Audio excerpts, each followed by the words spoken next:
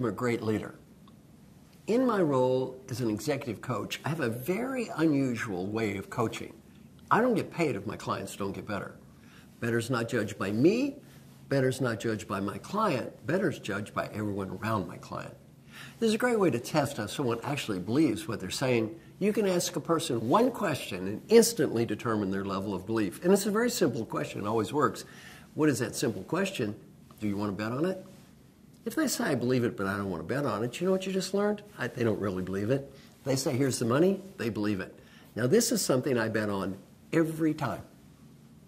This is something I believe in. It's something that works.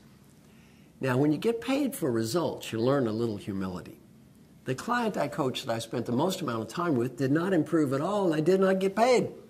The client I spent the least amount of time with improved more than anyone I ever coached. 200 people probably got better, and I did get paid. And he was fantastic to start with. Very humbling experience.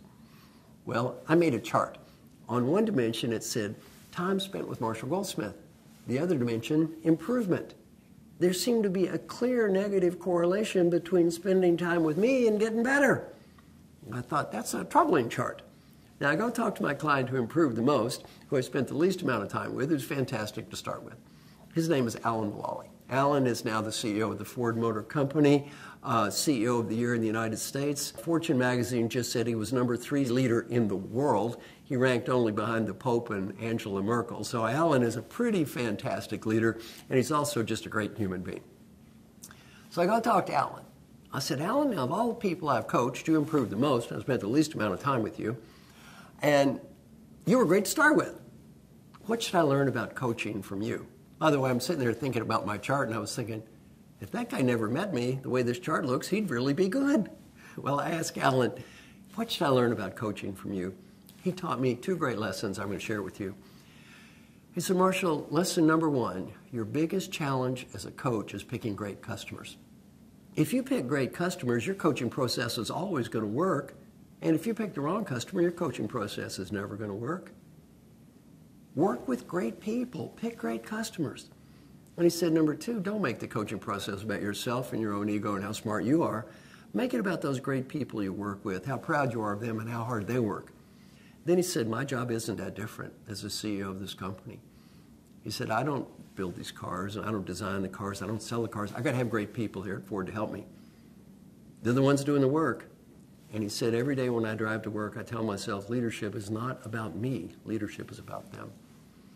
Well, these are some great learning points from a very, very great leader. And you know what? That applies in so much of our lives. Now, I'm going to ask you a question.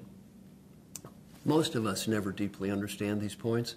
Have you ever attempted to change the behavior of a successful adult that had absolutely no interest in changing? How much luck did you have in those religious conversion activities? Now I'm going to ask you another question, a troublesome question, yes, an embarrassing question. Have you ever attempted to change the behavior of a husband, wife, or partner that had no interest in changing? And how's that working out for you? How's this one? Have you ever attempted to change the behavior of mommy or daddy who had no interest in changing? I was teaching my class at Dartmouth. The woman raised her hand. I said, who are you trying to change, mommy or daddy? She said, daddy. I said, what's old daddy's problem? She said, he does not have a healthy lifestyle. I said, how old is daddy? She said, 94 years old. I said, leave the old boy alone. I'm going to teach you a great lesson now for being a great coach. What is that lesson in terms of coaching adults? If they do not care, do not waste your time. If they do not care, do not waste your time. How much of our lives have been wasted trying to change the behavior of adults that do not care? And what is our return on that investment?